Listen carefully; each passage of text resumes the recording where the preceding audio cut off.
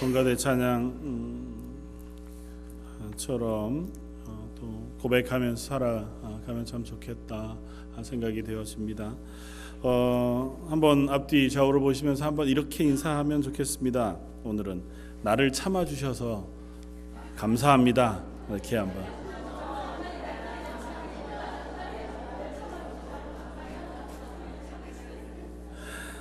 한 가지 더 할 게 있는데요. 그냥 나를 참아주셔서만 감사한 게 아니고 한번 처음에는 나를 참아주셔서 감사합니다 서로 인사하시고 그거에 대답으로 네 사랑합니다 이렇게 대답하면 좋겠습니다. 다시 한번 나를 참아주셔서 감사합니다.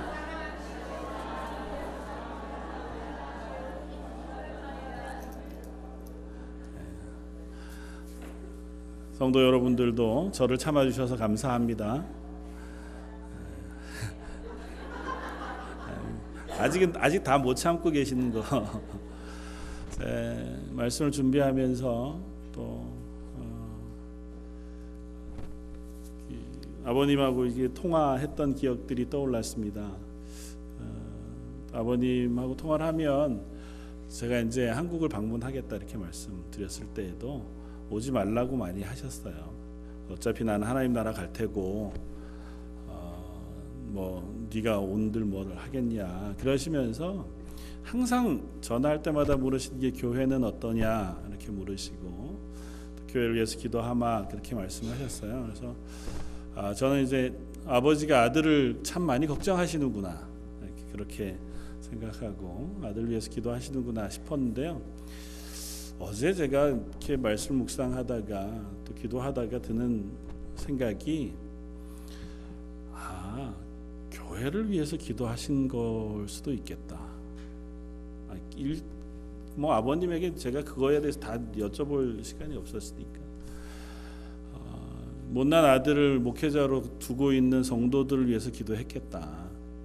아버님 저에게 대해서 늘 걱정하시고 또 근심하시던 일들을 제가 떠올려 보면 아마 목사로 제가 온전치 않은 것을 잘 아실 터이고 또 제 성격이 그렇게 아주 원만하고 되게 좋은 사람만은 아니어서 혹 목회하는 가운데 상처 입는 사람들도 있을 터이고 섭섭한 사람들도 있을 터인데 그런 사람들을 위해서 내가 기도하마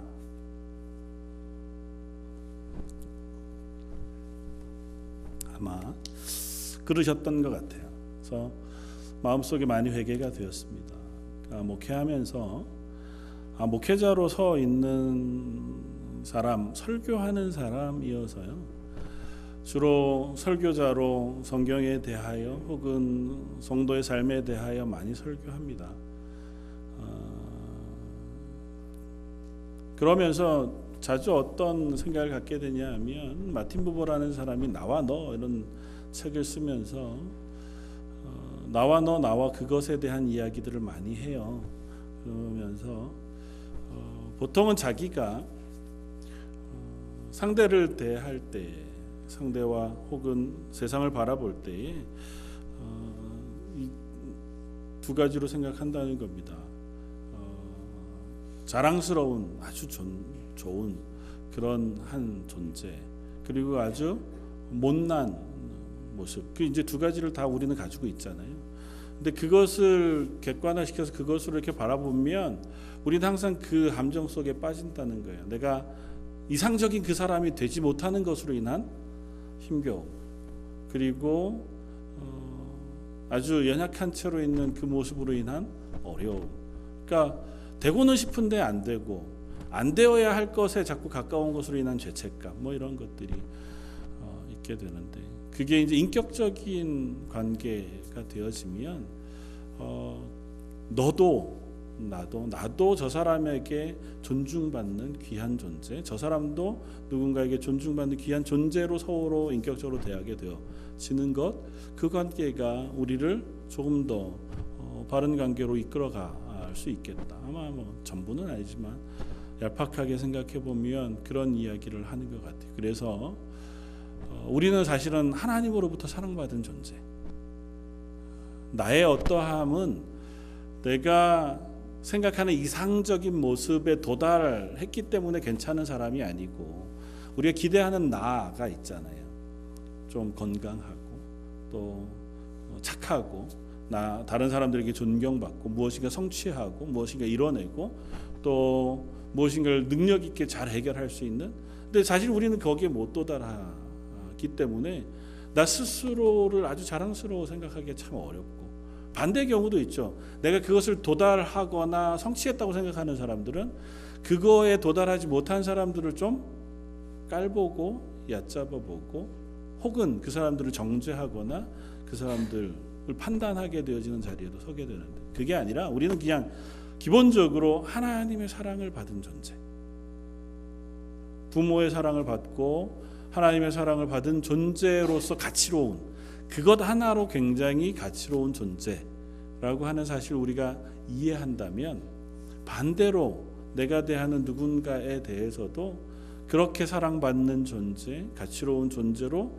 대할 수 있고, 또 그렇게 맺어진 관계가 서로 사이에서 아주 사랑과 풍성한 은혜로 나뉘어질 수 있는 관계가 되어질 수 있겠다 생각이 되었습니다. 저는 목회자니까 주로 이제 그런 설교들을 하잖아요. 그러면서 그리스도인들 어떻게 사십니까? 그리스도인으로 이렇게 살아야 합니다. 혹은 그리스도인은 이런 사람들입니다라고 얘기할 때에 제가 성도들을 제3자로 대상으로 생각하고 이야기하고 있지는 않은가 하는 질문을 해봤습니다.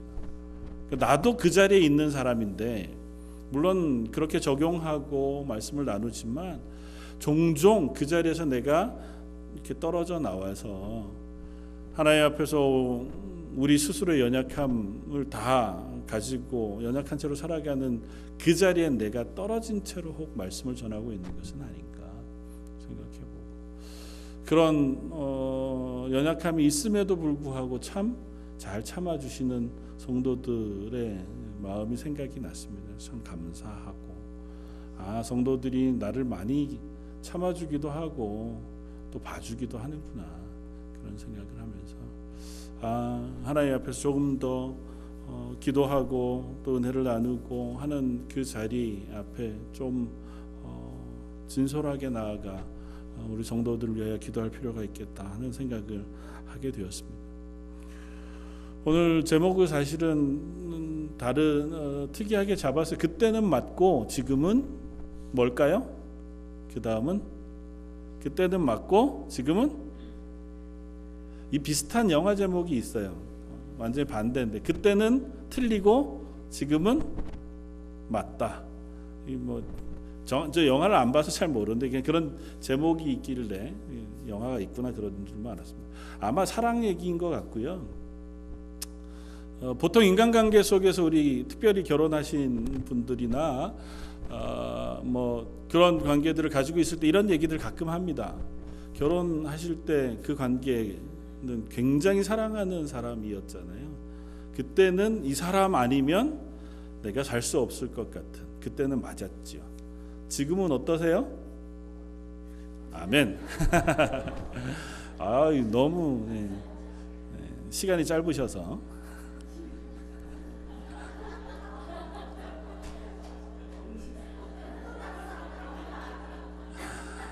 근데 사실은 그때는 맞고 지금도 맞습니다. 그렇지 않아요? 근데 우리는 사실 우스갯소리로 그런 얘기 많이 하잖아요. 그때는 맞았지만 지금은 내가 그런 줄 알았으면 내가 그래도 더 했을 걸 이렇게 얘기하잖아요. 그게 어디 부부관계만 그런가요? 친구관계도 그렇고 인간관계도 그렇고 심지어 교회 안에서 신앙생활 할 때도 그때는 참 좋았는데 요즘은 왜? 이렇게 우리가 얘기할 때가 있죠. 그때는 난 정말 그게 진짜인 줄 알고 그냥 너무 좋았는데 지금은 이상해, 그건 안 그런 것 같아. 혹 우리의 신앙은 안 그런가요? 하나님 나를 처음 만나주시고 나를 구원하셨다고 하는 것들을 경험했을 그때는 그게 얼마나 크고 기쁘고 감사한지, 또 그게 내게 알려졌을 때 내가 고백했을 때는 그게 내 마음속에 충만했는데 지금은 글쎄 사실은 변한 게 없습니다. 그렇잖아요. 결혼할 때, 연애할 때의 사람이 결혼하고 20년 지나서 갑자기 이상한 사람이 되지는 않잖아요. 살다가 보니 쌓여가는 것들이 있고 오해되는 것들이 있고 서로 다른 점들에 대한 것들이 발견되다 보니 그런 거잖아요. 근데 사람이 변한 사람들도 없지는 않겠죠, 좋게. 그러나 사실은 그건 아닙니다. 하물며 하나님이 변하실까요? 너 대답을 못하세요? 하나님 변하실까요? 네. 제가 한국에서 설교를 가가지고 5번 했습니다. 4주를 지나는데 설교를 5번 해가지고요. 선후배 목사님들이 도저히 갈 수 없는 상황인데도 와서 말씀을 전해주기를 원해서. 근데 교회마다 분위기들이 조금씩 다 다르더라고요. 대부분 뭐 제가 잘 아는 선후배여서 그런지 저희 교회와 비슷한 아주 아름답고 좋은 분위기를 가지고 계시던데, 간혹 한 몇 교회는 굉장히 반응이 이렇게 크시더라고요. 그냥 뭐 수시로 질문하는 것들도 대답 잘 하시고 뭐 이렇게 아멘 할렐루야 잘 하시고 그러셔서 참 다른 분위기구나 그런 생각을 했습니다. 저희도 좀 이렇게 분위기 바꿔보는 대답을 좀 하시라는 의미입니다. 하나님 변하실까요? 네, 하나님 안 변하세요. 변하시는 것 같다고요? 하나님 안 변하십니다. 근데 왜 우리는 그 하나님이 그때의 하나님과 다르게 생각할까요? 오늘 본문은 이스라엘이 출애굽한 다음 얼마 되지 않은 3개월 이내의 이야기를 우리에게 들려줍니다. 출애굽한 지 불과 얼마 되지 않았습니다. 그런데 오늘 17장 1절에 이렇게 써요. 이스라엘 자손의 온 회중이 여호와의 명령대로 신광야를 떠나 그 노정대로 어디에 이르렀다고요? 르비딤에 장막을 쳤으나 백성이 마실 물이 없는지라. 그곳에 도착했는데 르비딤이라는 곳은 사실은 시내산 호렙산에 가까운 어떤 한 지역이에요. 근데 그 지역에 도착했는데 물이 별로 없는 지역이었었던 모양입니다. 그 광야니까 아주 큰 호수, 우물이 아니고는 물을 구할 방법이 별로 없으니까 어디 가도 쉽지는 않았겠죠. 물이 없었습니다. 그리고 나서 2절은 바로 그들의 반응을 우리에게 들려주는데 뭐라고 들려주냐 하면 백성이 모세와 다투어 이르되 우리에게 물을 주어 마시게 하라. 모세가 그들에게 말합니다. 너희가 어찌하여 나와 다투느냐? 너희가 어찌하여 여호와를 시험하느냐? 그렇게 이야기해요. 그러면서 모세가 하나님께 이렇게 기도합니다. 4절에 모세가 여호와께 부르짖어 이르되 내가 이 백성을 어떻게 해야 하리까? 그들이 조금 있으면 내게 돌을 던지겠나이다. 그러니까 백성들이 모세를 향해서 얘기하는 게 그냥 물 좀 주시오. 물 좀 주세요. 이 정도거나 우리 물이 없는데 하나님께 기도해서 우리가 물을 좀 얻을 수 있는 방법을 알았으면 좋겠으면 이 정도가 아닌 거죠. 살기등등해서 모세한테 돌을 막 던질 지경이 돼서 모세와 싸우려고 달려들고 있는 상황이에요. 그리고 그걸 모세는 어떻게 받아들였냐 하면 여호와를 시험한다고 받아들였습니다. 그러니까 모세를 향해서 얘기하지만 하나님을 향해서 원망하고 있는 이야기를 지금 듣습니다. 사실은 익숙한 이야기잖아요. 출애굽기 혹은 민수기에서 이스라엘의 광야의 이야기들을 우리에게 많이 들려주는데 대부분의 이야기는 비슷합니다. 어디 갔더니 물이 없어 죽겠습니다. 왜 우리한테 물을 안 줘서 죽을 지경이 되는데 차라리 애굽으로 돌아갑시다. 어디 갔더니 먹을 게 떨어졌어. 먹을 게 없어서 죽게 됐으니 차라리 우리를 애굽으로. 어디 갔더니 싸움을 싸워야 되는데 전쟁하면 우리가 지게 생겼어. 우리를 여기까지 끌고 와서 적군의 칼에 죽게 한다고 돌아가야 되겠다. 가다 보니 앞에 홍해가 있어. 그 길이 막혀 있으니 우리가 물에 빠져 죽으려고 여기까지 온 게 아닌데. 거의 레파토리가 비슷해요. 근데 지금 이 시점은 언제냐 하면 다시 시기를 말씀드리면 이집트에서 나온 지 3달이 채 되지 않았던 때. 3달째 되던 날에 이스라엘 백성이 시내산에 도착해요. 그러니까 이 본문 뒤쪽에 가면 그 이야기를 우리가 읽을 수 있습니다. 그러니까 지금은 2달 정도 혹은 1달 반 정도 여정을 지난 때예요. 그리고 그 중간에 무슨 일이 있었냐면 10가지 재앙으로 하나님께서 이스라엘을 구원해 내셨습니다. 이스라엘이 광야로 나와 처음 막다트린 것이 홍해라는 곳이었고, 그 뒤를 쫓아오는 이집트의 군대 그리고 그 철병거를 하나님께서 홍해를 여시고 닫으시는 과정을 통해 이스라엘은 구원하시고 그 군대는 물리쳐 주셨습니다. 얼마나 놀라운 일을 경험했는지 몰라요. 그리고 나서 광야에 도달한 첫 자리에서 그들이 우물을 만났는데 우물물이 썼어요. 먹으면 배탈이 나. 그래서 하나님께서 그 물을 달게 해주셨습니다. 그 물을 먹고 온 이스라엘 백성이 그 광야 노정을 지날 수 있었습니다. 좀 더 가다 보니까 이제 가지고 나온 먹을 것들이 다 떨어졌어요. 잡아먹을 동물들도 더 이상 없어졌고, 하나님 앞에 원망하다가 하나님이 어떻게 하셨어요? 메추라기 떼와 만나를 먹여주셨습니다. 오늘 본문 바로 앞에 16장에 그 이야기가 쓰여져 있습니다. 하나님께서 만나를 매일 아침마다 주시면서 이것이 하나님으로부터 주어지는 것인 것을 경험하게 하셨습니다. 바로 그때 그 곳에서 길을 떠나 르비딤이라는 곳에 도착했습니다. 그러니까 지금 이스라엘 백성은 하나님이 부으시는 놀라운 기적들을 차례차례 다 체험하고 있는 중이에요. 그러다가 르비딤에 도착했어요. 왔는데 뭐가 없었다고요? 마실 물이 부족했습니다. 없었습니다. 그러자마자 이스라엘의 반응이 뭐라고요? 하나님과 모세를 대하여 다투고 원망하는 것이었습니다.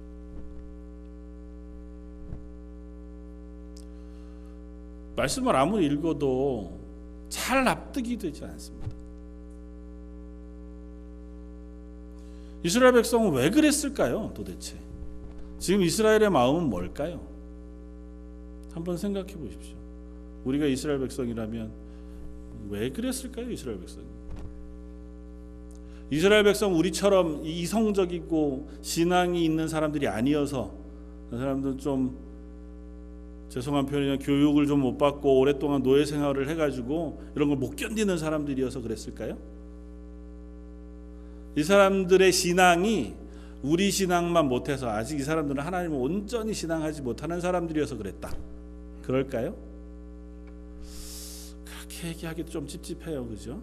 우리나 이 사람들이나 비슷해 보이는데, 그러면 이 사람들이랑 우리랑 비슷하다고 생각해 보면 우리는 왜 이 상황에서 그런 얘기를 할 수 있을까요?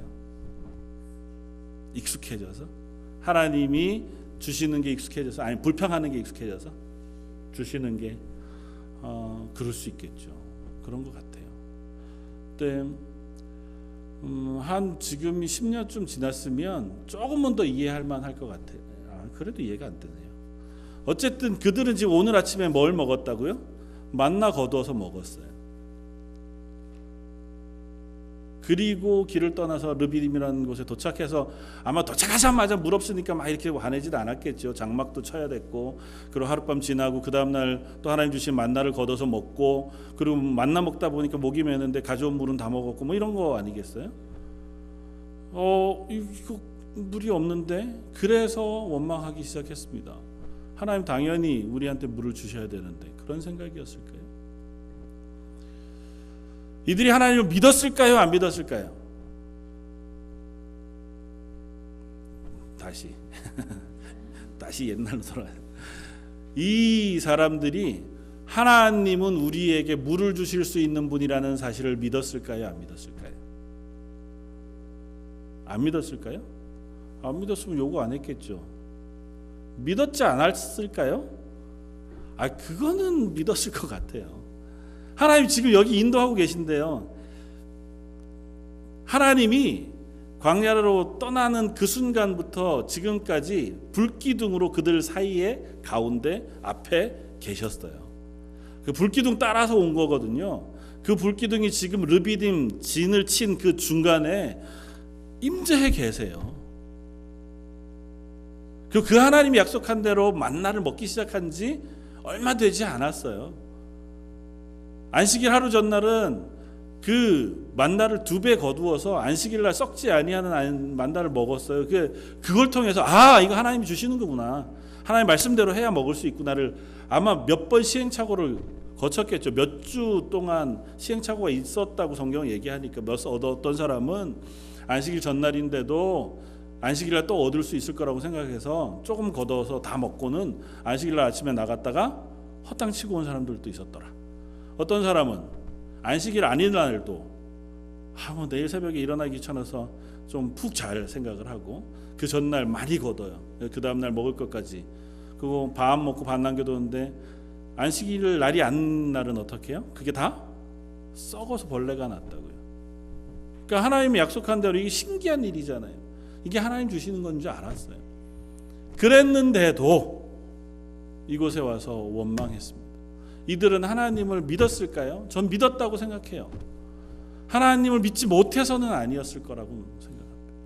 하나님이 어떤 분이신지 모르지 않았을 거라고 생각해요. 그들이 지나온 길이 너무 놀랍잖아요. 그들이 경험한 게 보통 사람이 평생에 한 번도 경험할 수 없는 것을 지난 3개월여간 동안 너무 많이 경험했어요. 말도 할 수 없는 일들이 하나님으로부터 그들에게 일어나는 것을 경험했습니다.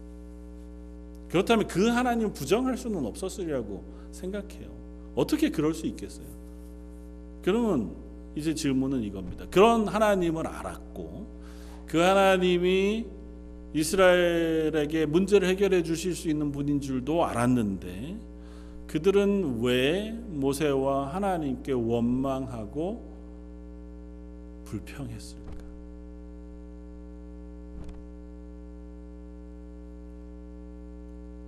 왜였을까요? 이들이 우리와 비슷하다면 정확하지는 않지만 조급한 거겠죠. 하나님이 주실 줄은 알지만 그걸 기다리기가 조급한 겁니다. 또 다른 한편으로는 홍해도 가르신 하나님이 이까지 물 빨리 안 주시고 우리가 이렇게 꼭 힘들어가지고 목말라가지고 죽을 때까지 기다리셨다 주실 거 뭐 있어요? 우리가 도착하기 전에 미리 물을 좀 내셔가지고 도착하면 땀도 좀 닦고 먹을 수 있도록 준비해 주시면 좀 좋아? 하나님 능력도 없으신 것도 아니면서 아침에 만나를 분명히 오늘 주셨으면 만나 먹고 이제 목도 좀 마를 줄 아시면 물 좀 예비해 주셨다가 마실 수 있게 해주시면 좀 좋고 갈 때마다 물이 없어서 하나님한테 기도하고 하다가 안 돼가지고 원망하고 그래야 하나님 물 주시고 만나만 말고 고기도 달라고 그래야 주시고 뭐 굳이 하나님 그러시냐는 거지. 좀 그냥 주시면 안 되겠습니까? 우리들의 기도를 한번 살펴봅니다. 우리가 하나님을 다 믿습니다. 그렇죠? 하나님이 살아계신 하나님인 줄 우리가 믿습니다. 그 믿음이 얼마나 확실하냐 혹은 그렇지 않느냐는 잘 모르겠지만 그 하나님이 계신 분 그리고 천지를 창조하신 분이라는 사실을 믿습니다. 그 하나님 오늘도 살아계신 줄 믿습니다. 천지를 창조하신 하나님, 이스라엘의 하나님, 그 능력의 하나님이 오늘도 살아계셔요. 그 하나님이 저와 여러분들의 하나님인 줄도 믿습니다. 그러면 그때 그 일을 행하셨던 하나님은 오늘 우리에게 이 일을 행하실 수 있으신 하나님이 맞습니다. 그렇죠? 이스라엘 백성은 그 사실에 어려움을 겪습니다. 홍해를 가르셨던 하나님, 그 구원하신 하나님 감사합니다. 앞에 보면요, 미리암의 찬양을 따라서 온 이스라엘 사람이 얼마나 힘있게 찬양하는지 모릅니다. 마라의 쓴물을 달게 해주셨을 때 그들이 하나님을 얼마나 기뻐했는지 모릅니다. 만나와 메추리를 먹으면서 하나님이 주신 음식에 감사해서, 그러나 또 다시 물이 없어 목말라졌을 때에 그 하나님이 주실 수 있는 하나님인 줄은 알지만 아직 주시지 않은 것이 답답한, 어쩌면 이렇게 때를 써야 그제서 하나님 주시니까 그래서 때를 쓰는 건지도 모르죠. 하나님, 이것이 우리에게 참 힘겹습니다. 이 문제가 하나님이 해결해 주시면 참 좋습니다. 기도하는데도 하나님이 잘 들어주시지 않는 것 같을 때에 우리의 심정 비슷할까요? 하나님 천지를 만드셨잖아요. 하나님 홍해도 가르시고, 우리가 간증들을 들어보고 믿음의 사람들의 이야기들을 읽어보면 죽은 사람도 살리시고, 심지어 죽을 병에 든 그 사람들도 어느 날 갑자기 아무렇지도 않게 일으켜 세워주시는 하나님이신데 왜 내 이 문제는 지금 안 들어주십니까? 그게 우리의 어려움 아닌가요? 지금 이스라엘이 고백하는 어려움은 그것 아닌가요? 알죠. 하나님 그런 분이신지 알죠. 근데 지금 이 문제에는 하나님이 응답해 주시지 않아요. 내가 이것 때문에 힘듭니다. 이것 때문에 내가 믿음을 놓쳐버릴 것 같아요. 이것 때문에 속이 상하고 이것 때문에 아무것도 못하겠는데 왜 하나님이 이거를 해결해 주시지 않는 겁니까? 사랑하는 성도 여러분, 이스라엘이 그 하나님의 응답을 받기는 받습니다. 그리고 그것으로 인하여 하나님께서 그 문제를 해결하시는 과정 속에 그들에게 확인하고자 하시는 것들이 있습니다. 오늘 본문에 하나님께서 이스라엘 백성에게 응답하시기를 이렇게 이야기하십니다. 5절, 여호와께서 모세에게 이르시되 첫 번째 백성 앞을 지나서, 두 번째 이스라엘 장로들을 데리고, 세 번째 나일강을 치던데 지팡이를 손에 잡고 가라. 어디까지요? 6절에 내가 호렙산에 있는 그 반석 위, 거기서 내 앞에 설 것이다. 호렙산에 있는 그 반석 위라고 말씀하시니까 아마 이 반석이 모세도 알고 하나님도 아는 어떤 반석인 것 같아 보여요. 거기로 오도록 합니다. 거기에 내가 설 것이다. 그리고 너는 그 반석을 치라. 그곳에서 물이 나와 백성들이 마실 것이다. 모세가 그대로 행하여 그대로 되었다. 하나님께서 모세에게 특별히 이 세 가지를 얘기하세요. 아주 의미 있고 이것에 대한 설명을 하고 계시지는 않지만 한번 묵상해 볼 만한 것 같아요. 넌 백성들 앞을 지나가라. 이 일을 해결하기 위하여 따로 와가지고 하나님과 모세 사이의 문제를 해결하는 것이 아니라 백성들이 다 있는 앞에서 이 일을 해결해 가기 위한 모세의 모습을 보여주라고 얘기하세요. 모세가 하나님이 이 일을 해결하고 계시다는 사실을 백성들에게 보이기를 원하시는 겁니다. 다른 말로 백성들이 이 일을 통하여 하나님이 이 일을 해결하고 계셨다는 사실을 깨닫고 경험하게 하시기를 원하시는 거죠. 그래서 두 번째, 백성들 중에 장로들을 데리고 가라고 얘기해요. 백성들의 지도자들, 그들이 대표로 혹은 증인으로 그 자리에 서서 하나님이 이 일을 해결하신 것을 경험케 하시고 그걸 백성에게 설명하도록. 만약에 반대로 이 장로들 앞에 선 지도자들이 앞장서서 이 일에 반대했던 사람들이라면 하나님 그들을 바꾸시기를 원하셨을 겁니다. 그들이 먼저 하나님의 믿음의 사람이 되어야 백성들이 원망할 때 그것을 설명하고 다독거리고 혹은 함께 기도할 수 있는 사람이 되어질 테이니 그들을 데리고 하나님 가도록 말씀하십니다. 마지막으로 하나님은 지팡이를 가지고 올 것을 말씀하십니다. 그 지팡이는 어떤 지팡이냐면 나일강 하수를 쳤던 지팡이라고 특별히 설명하세요. 나일강 하수를 이 지팡이로 쳤을 때 무슨 일이 있었습니까? 나일강물이 다 피로 변했어요. 생명의 젖줄, 이집트의 가장 생명의 공급원이라고 생각했던 나일 강물을 하나님께서 치심으로 그 강물이 죽음의 근원이 됐어요. 그들을 심판하시기 위하여 쓰셨던 그 지팡이를 들고 와라. 그 지팡이를 우리 백성을 위하여 쳤을 때는 그것이 어떻게 해요? 생명의 지팡이가 돼요. 지팡이가 능력이 있는 것이 아니고 그 지팡이를 통하여 역사하시는 하나님의 능력을 그들이 보기를 원하시는 겁니다. 하나님은 이스라엘을 위하여 심판하시는 하나님이시기도 하세요.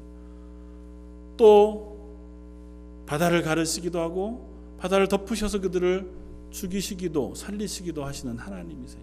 그러나 그 하나님의 능력이 하나님의 백성, 그 자녀들에게 일어날 때에는 그들을 살리는 지팡이로 쓰여진다는 사실을 하나님께서 이스라엘 백성에게 말씀하고자 하는 거예요. 하나님 이스라엘을 사랑하시는 분이세요. 하나님의 자녀들을 살리시기를 원하시는 분이세요. 성경의 숱한 이야기들 속에 하나님 공의로우시고 심판의 하나님이시고 죄를 미워하시고 엄히하신 하나님, 그 하나님이시죠. 그 공의로우시고 또 두려우시고 엄히하신 하나님이시지만 자기 자식에게는 한없이 긍휼하신 하나님이시기도 하다는 사실을 우리에게 들려줍니다. 오래 참으셔요. 물론 그 자식의 죄라고 해서 하나님께서 그냥 모른 척하고 넘어가 주시지 않아요. 그 죄도 하나님께서 심판하시고 징계하세요. 그러나 그렇다고 해도 그 자식을 향한 하나님의 사랑을 포기하지 않으세요. 이스라엘은 그 하나님을 경험하고 알게 되기를 원하시는 겁니다. 이 일을 통과하면서 이스라엘이 그 하나님에 대한 마땅한 신앙 고백과 경험들을 그들의 삶 속에서 하기를 원하시는 거예요. 그래서 그 이후로는 그들의 삶 속에서 똑같은 일을 만났을 때 그 하나님을 기억하고 그 하나님을 의지해서 그 문제를 지나갈 수 있도록 만드시기를 원하시는 거예요. 이스라엘 광야 40년을 지나는 동안 이후로는 한 번도 하나님을 원망하지 않았을까요? 그렇지는 않아요. 그러나 실제 어떠한지는 다 알지 못하지만 이스라엘의 광야 40년을 기록하고 있는 그 여정의 이야기들은 출애굽기와 민수기에 대부분이 기록되어 있습니다. 그런데 출애굽기와 민수기의 이야기들을 읽어보시면 출애굽해서 시내산 도착하고 시내산에서 출발한 언제까지의 이야기, 불과 2-3년, 그리고 가데스바네아에서 가나안 땅을 침략해 들어가는 그 마지막 40년의 마지막 몇 년 이야기들을 쓰고 있습니다. 그때 일어난 일들을. 그리고 중간에 긴 광야 생활의 이야기는 우리에게 거의 알려진 바가 없어요. 노정 어디를 통과해서 어디로 해서 어디로 갔다고 하는 이야기만 기록되어져 있습니다. 저는 그렇다고 생각해요. 하나님이 이 일을 통해서 이스라엘 백성을 가르치기를 원하셨고 이스라엘 백성이 이 과정을 통과하면서 조금씩 그 하나님을 신뢰하는 법을 배워간 것이라고 믿습니다. 왜 그렇게 확인할 수 있냐 하면 이들이 40년이 다 지난 이후에 길갈이라는 곳에서 여리고라고 하는 성을 침략하기 위하여 준비하고 있습니다. 그런데 그곳에서 하나님께서 이스라엘에게 명하시는 것이 있습니다. 이스라엘 모든 남자들은 다 할례를 행해라. 여리고성이 눈앞에 있고요. 여리고성에 정탐을 하러 갔다 왔습니다. 이스라엘 백성이 여리고성을 침략하기 위해서 와서 그 이야기를 여리고성 사람들, 가나안에 있는 모든 성 사람들이 다 알아요. 그것 때문에 두려워하고 무서워했습니다. 이스라엘 백성이 영탐하러 왔다는 사실도 여리고성 사람들이 다 알았습니다. 그러면 여리고성에서는 이스라엘 진영에 영탐하러 사람을 보냈을까요? 안 보냈을까요? 조금이라도 전쟁을 할 줄 아는 사람이라면 보냈겠죠. 남자들이 얼마나 되고 전쟁을 얼마나 할 만하며. 그런데 그 앞에서 하나님 뭐 하라고요? 할례를 행해라. 남자들이 그 당시에 돌칼로 할례를 행하면 성경에 기록되기를 일주일 이상을 텐트에서 누워서 움직이지 못하고 있어야 했습니다. 그 사실을 만약에 안다면 여리고성 군대를 보내고 이스라엘을 침략하기로 작정했다면 그들이 몰수히 다 죽었을까요? 안 죽었을까요? 그런데도 그 사람들이 하나님의 말씀에 불만 갖지 않고 다 할례를 행합니다. 놀라운 일이 아닐 수 없어요. 만약에 조금이라도 지략이 있는 사람이고 그냥 일반적으로 생각했다면 할례, 하나님 하라는 거 하지요. 둘로 나누어서 반은 진영을 좀 보호하고 전쟁 지금 앞두고 있으니까 반은 할례를 행하고 일주일 있다가 나으면 나머지 반이 또 진영을 돌아보고 나머지 반 할례 행하면 되잖아요. 그렇게 하지 않습니다. 하나님이 하라고 하셨으면 하나님 대책이 있으시겠다. 그들이 믿음이 완전하지 않지만 그 정도까지는 경험이 있었던 거예요. 광야를 40년 지나니까 광야라는 것은요 사실은 축복의 자리예요. 하나님께서 우리에게 늘 가나안 젖과 꿀이 흐르는 땅에서의 삶만 허락하시지는 않습니다. 가끔은 우리를 광야를 통과하게 하시기도 하고 광야의 시간을 우리에게 주시기도 하고, 그런데 광야는 축복의 시간이다라는 사실을 잊지 마십시오. 왜냐하면 광야는 내 힘으로 할 수 있는 게 아무것도 없어요. 물이 먹고 싶어도 하나님이 물을 줘야 먹어요. 먹을 것을 구하고 싶어도 내가 경작해가지고 음식물을 구할 방법이 없어요. 하나님이 하늘에서 만나를 내려줘야 그거 먹고 생명을 유지할 수 있는 것이 광야예요. 다른 나라 군대가 와서 내 뒤를 치기로 작정하면 광야에서는 도저히 그들을 막을 방법이 없어요. 하나님께서 보호해 주셔야 생명을 유지할 수 있습니다.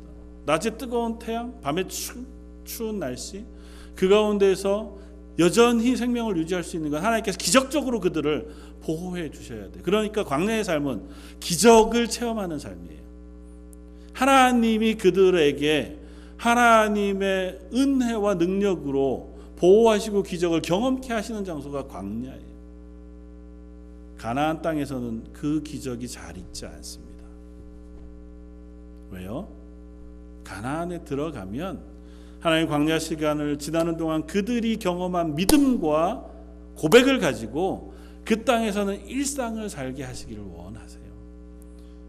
그들이 가나안 땅 들어가자마자 하늘에서 내리던 만나가 그칩니다. 이제는 너희가 땀을 흘려 하나님이 허락하신 땅에서 경작하여 먹을 것을 얻도록 하셨어요. 가나안 땅 들어가도 하나님 만나 주시면 얼마나 좋아요. 그럼 좀 쉬엄쉬엄 일할 수 있고, 그리고 이제 만나에다 뭐 첨가해 먹을 것만 잘 경작해가지고 좀 파나 쪽파나 뭐 양파나 뭐 이런 것들을 해가지고 섞어 먹고 튀겨 먹고 뭐 이렇게 하면 얼마나 좋아요. 일용할 건 하나님 책임져 주시고 안 하시고, 가나안 땅 들어가면 우리가 먹을 걸 구해야 돼. 가나안 땅 들어가면 하나님이 반석을 깨 물을 주시지 않습니다. 가뭄이 있을까 걱정하기도 해야 했고, 때로는 물이 너무 많아서 걱정해야 하기도 했습니다. 추위 걱정을 하기도 해야 했고, 그곳에서 살기 위해서는 집을 잘 단단히 짓기도 해야 됐습니다. 공동체를 잘 유지하기 위해서 그들은 질서를 지키기도 해야 했습니다. 살다 보면 가난한 사람도 생기고 부자도 생길 거 아니에요. 어떤 사람은 열심히 일해서 돈을 잘 벌었는가 하면 어떤 사람은 좀 유유자적하느라고 그냥 있는 대로 살다가 보니 삶의 차이가 났을 수 있잖아요. 그 차이가 결국은 사회의 갈등을 만들기도 합니다. 그럼에도 불구하고 그들은 그 안에서 율법을 통해 하나님의 말씀을 통해 그 공동체를 지키기 위해 서로 사랑하고 질서를 지켜가는 법을 배워야 했습니다. 하나님 왜 거기에는 직접 그렇게 빨리 개입하지 않을까요? 이미 광야에서 그들은 하나님을 배웠기 때문에. 물론 때로는 그들도 그곳에서 또 그 하나님을 경험하게 돼야 할 필요가 있고, 믿음의 연약한 자리에 있을 때 하나님 특별한 은사를 통해 하나님의 하나님 되심을 그들에게 알리시기도 하셨습니다. 사랑하는 성도 여러분, 저희들도 때로는 광야를 지나기도 하지만 보통은 일상의 삶을 살아갑니다. 우리의 일상의 삶을 살아가는 동안 우리에게 하나님은 어떤 분이십니까? 우리에게 이스라엘의 하나님이 여전히 우리 하나님이신 줄 믿을 수 있는 믿음이 있기를 바랍니다. 이스라엘에게 물을 주셨던 하나님이라면 우리에게도 물을 주시는 하나님이신 줄 믿으시길 바랍니다. 이스라엘을 구원하셨던 하나님이라면 우리를 구원하실 하나님이신 것을 믿으시길 바랍니다. 이들 가운데 있는 죄악을 하나님 제거하시고 공의로우신 하나님이시라면 우리 가운데에도 선을 행하고 하나님 앞에 바르게 서기를 기뻐하시는 하나님이신 줄 믿으시길 바랍니다. 에이, 그때는 그렇게 금방 대답하시더니 요즘은 잘 그렇게 금방 대답 안 하셔서, 그래서 투정, 이스라엘이 그래서 투정하는 거잖아요. 능력 있는 줄 아는데 왜 지금은 안 하시는 겁니까? 그 하실 수 있는 줄은 아는데 왜 나한테는 안 하시는 겁니까? 하나님은 하나님의 때에 우리들을 때로는 가르치시고 보호하시고 인도하시는 줄 믿습니다. 저 여러분들에게 하나님은 하나님의 뜻 가운데 인도해 가고 계신 줄 믿습니다.